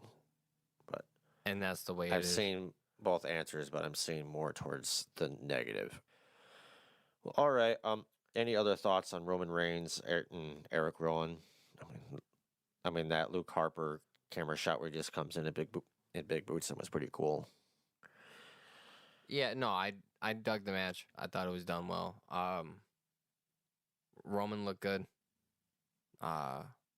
Eric looks like a threat.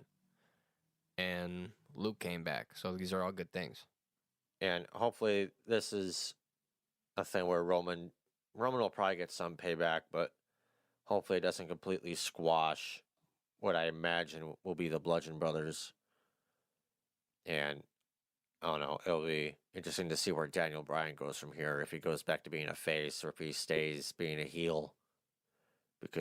And he's in charge of the two guys. Because I dig him as a heel. He's fantastic as a heel. He's one of the few heels that gets like legitimately booed, even despite how over he was, which tells you how great Daniel Bryan is. Yeah, everything he was over about, he flipped and made it work towards gaining heat.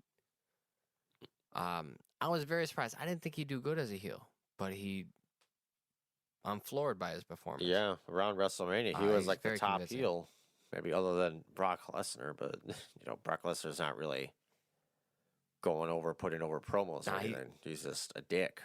Yeah, he's just there. Everyone's like, oh. He just shows up, smashes, and leaves. He's like the Hulk, and Paul Heyman's his external Bruce Banner, but just took too many chair shots. Well, all right. Yeah, we can move on to the main event then. The main event. Singles match, WWE Universal Championship. Seth Rollins as champion defeating Braun Strowman, which I gotta say, I wouldn't mind seeing the WWE title being on the main event for a change. If they're supposed to be equal, how come Universal always goes on last? But small gripe. Especially when the WWE title's actually been around for fucking ever. It looks better. Everything. What are your thoughts on this main event? I didn't care much about it going in. I didn't expect Braun to win because they never want to give him the title. Yeah, it's Braun. He's kind of got that and about him now. Yeah, what do you do with him? The opportune time would have been with Brock Lesnar, but after that, I don't really see them giving it to Braun. So it was like just waiting it out to the finish. It kind of feels like Braun is kind of like a circus performer now for them, where he's like the Big Show. He'll show up on ESPN, or he was on a baseball broadcasting thing doing that with them, or there'll be gifs of him on Twitter or turning over vehicles, or he's hanging out with the Prince of Saudi Arabia. It just seems like he's more of an attraction, kind of like Andre the Giant, where he's just kind of bringing eyes to the product. I don't know. And he was in that Sherlock Holmes movie with Will Ferrell. Yeah, I saw that.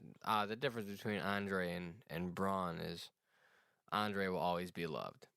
Braun will be among many of big wrestlers that just didn't get used like a big wrestler. At least that's how it's looking. It can always change. Hopefully it changes. Yeah. Seth Rollins using the pedigree after 3 failed curb stomps was kind of weird. Yeah, of all finishers. How do you even get that motherfucker in a pedigree? Triple H doing it to a big guy makes sense because he's got muscles. Seth Rollins got CrossFit. So that was like, word, we're going here. Is this what we're doing now?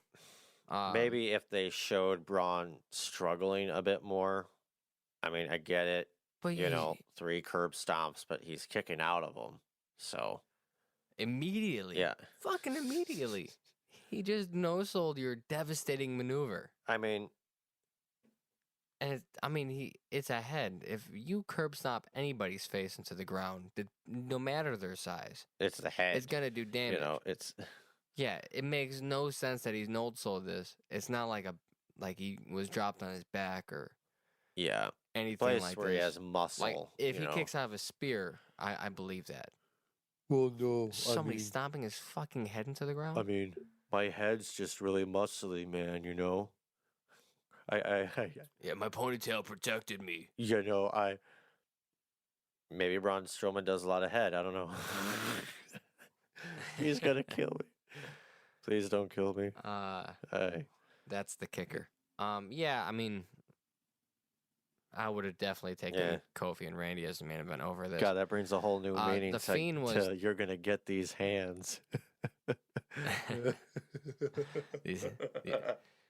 You're gonna get these hands job. Yeah, yeah. Oh no. The Fiend was definitely the highlight of this. Rip your dick and off. I'm so happy it was short and sweet. He just comes in, looks menacing, Sister Abigail, and then just slithers away. Yeah. What a good job Bray does. I would. What a good job. I gotta say, You want to have his maggot babies? no, the Bray Wyatt giving the mandible claw to Seth and that gagging like sound. It reminded me of my childhood of like my Oh mom. my goodness. You know, say my mom is the Fiend and she's forcing, you know, medicine down my throat as I'm gagging it up. It reminded me of that a lot. I'm like, God, it looks like he's trying to make Seth Rollins take his medicine. Drink your liquid Tylenol. Yeah, did you watch the Raw after this? I did not. I'm going to tonight. Because Probably. they, I don't want too much of it to sway my opinion on the card. well, All this frustration is pure frustration from watching the pay-per-view. this is one of your predictions actually for the last one where you wanted him to take the title and you wanted it to do it over like the biggest baby face, you know, and you specifically mentioned Seth Rollins. It just makes Yeah. sense. Are you happy with it being if you're this getting soon? Or would you Absolutely. The only thing I disagree with is them announcing that Bray was gonna have any part of Hell in a Cell. They really It's could have like- done that with like he just comes out, does his take your medicine bit. Seth gets pissed. You know what? I'm challenging you to Hell in a Cell. I ain't afraid of you, Fiend, or whatever. You know, that'll be a much better instead of it just being like, hey, I got dibs. You know, I've got a couple Yeah, weeks you ahead. just blew your load too quickly. Yeah. You said, "Hey, I'm gonna fire." Yeah, he Waited a week and then fired. fired one And off. in his- we're not supposed to be surprised by this. fired one off in his Firefly Funhouse. The buzzard caught it. Yeah, Yeah, I mean, I'm completely happy with the scenario. I thought the setup was almost diminished what was going on, but Bray's just gonna pull it off. I'm not worried. yeah. This last Raw, It's gonna look good. they did have, they had like 3 Firefly Funhouses, which was a bit much. And you know, one of them was like the usual. Yeah, I like the short and sweet stuff. Yeah, but I'm afraid now they might be trying to overdo it, where maybe they're like, well, it's not the Fiend, it's him and his, you know, Mr. Rogers persona. But even then, I think you should kind of, you know, pull it back a bit. Yeah, that one per episode so it was like you're going through this wrestling excursion. Firefly Funhouse comes in. It's a complete disband from the mood that's been happening.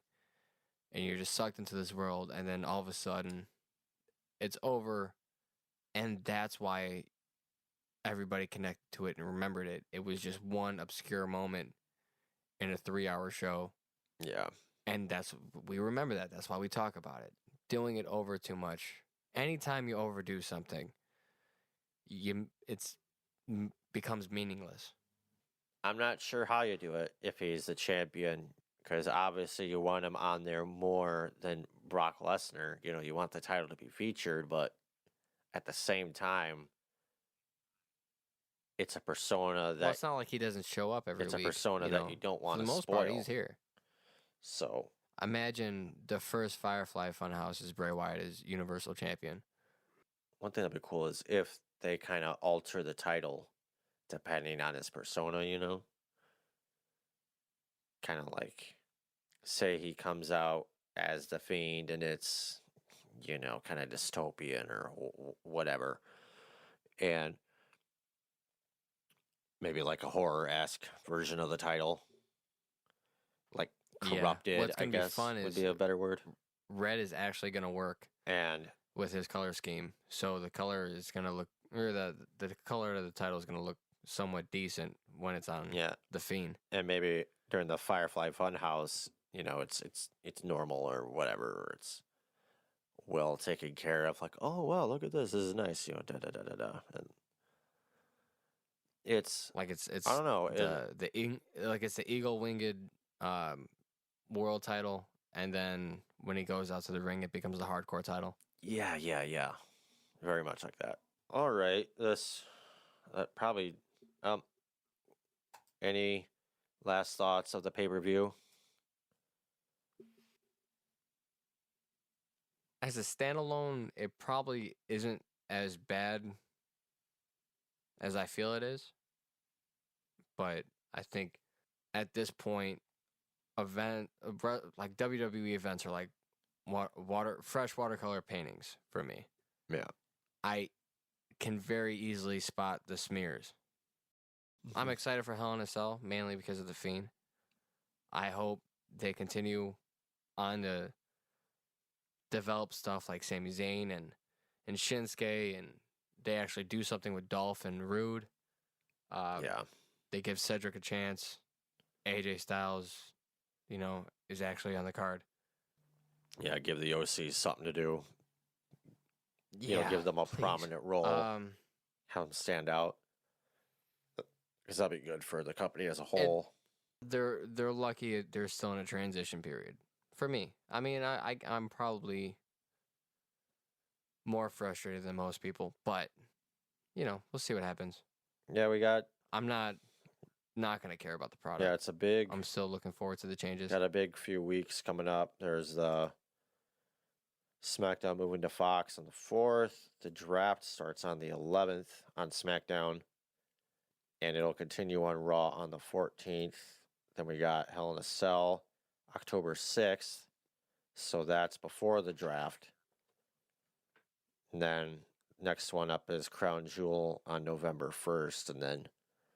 Which they got to stop doing those, please. Or make them matter. Either stop doing them or make them count. Yeah. At least have a title change to start with. They have not even had one title change yet. Yeah, which is ridiculous. I mean, it makes it mean nothing. We've even had title changes on television shows. Yeah. And you're not going to do it on a pay-per-view you're so heavily promoting? Big one coming up is Survivor Series November 24th. And which is in Chicago. Chicago. War Games. I hope I get some money so I can go to that. War Games is also going on that weekend, so that'll be a fun weekend. Nice. It'll be interesting to see if NXT is involved in Survivor Series also, but then obviously you got AEW. When is AEW premiering? It's October, right? There is rumor now though that the AEW Wednesday night Dynamite is going to be 3 hours. That's according to Cody Rhodes. It's a theory they're Oh. working on. It was If he does that, I'm gonna roll up some newspaper, find him, and bop him on the nose. Say, yeah. no. Okay. It launches. You rub your nose into the third hour. It starts October 2nd, Wednesday, October 2nd. So it's coming up. That's exciting. What do you think? Should we review the AEW stuff? Maybe the hear reviews, if it's convenient, because I know we missed Takeover Cardiff, which, I mean, if you got a sour taste in your mouth with Clash of Champions, like I most people seem to, just watch Takeover Cardiff. It's fantastic. It's got so many. Cesaro's got that fucking monster of a match. There's that tag match. I'll make it all better. There's that tag match which is fucking wild. Tyler Bate, that fucking yoga motherfucker, and Walter had a fucking marathon of a match, and it's fucking Tyler Bate could do no wrong. I love that dude so much. He's fantastic. They need to give him more. I was also looking up if, since NXT and AEW are going to be on around the same time, same day, because they have the first hour of NXT live on USA, and the second hour is on WWE Network. And That's weird. I don't know about that. Cody Rhodes is saying it's not official, but if there is a third hour, they'll probably do the third hour on Bleacher Report, which that's like $10 a month. And you get like soccer and all that, and it's whatever. But That's making me uninterested. I was saying, like, okay, well, will AEW be on Hulu? And someone asked on Twitter, and Hulu answered, it says, we offer TNT when subscribed to Hulu Plus Live TV. That's the $40 option. So you can catch the weekly show there. Because I was going to say, I'll probably just watch AEW. Because we already have an on-demand service for WWE. So you can catch NXT really whenever. And NXT is already on Hulu, where AEW isn't. So I would say, if you want to support my wrestling, I would say watch AEW live, and you could always just catch NXT whenever. It's on W Network. It's on Hulu. There's options to watch it. But it'll be interesting to see how that goes, because NXT, in my eyes, is kind of the top of the line right now. And AEW, it'll be interesting to see what they do. But I think it all hinges on what they prioritize. Are they gonna be a wrestling company or a story company? You know, they seem to want to do, from Tony Khan, you know, the money man of it. He wants to be pure wrestling, and the storylines will be on like that YouTube channel, the being the elite. But a lot of people are like, well, not everyone's gonna be watching YouTube, you know, all the time to catch up on the story. So there needs to be some growth on the TV itself. That's making it inconvenient for your viewers. People are lazy. If you don't serve it to them on a plate, they're gonna. But that's too much work. Yeah. So AEW's got. When is the next AEW pay-per-view? Has that been announced? Full Gear is the next one, and that's November 9th. That's in Baltimore. So that's the next AEW pay-per-view. That makes sense. That way they have a month of TV time to build towards it. Well, all right. I'd say that probably calls it for today. You bullshitters, don't forget to subscribe and follow us wherever you find podcasts. Leave us a review. It helps. Do it. It helps more people find the podcast. You can follow us on Twitter. We also have an Instagram now, Bearded Synergy Podcast. We're on Facebook, but I'm more on Twitter now than anything else. Give us a follow. We're also on YouTube and the like. And we start getting more people. Maybe we'll start doing some Twitch streams. Maybe start taking some questions or something at the end of these. Who the hell knows? Yeah, we can go live and Yeah. you can bullshit with us. Bullshit with us. Goodbye.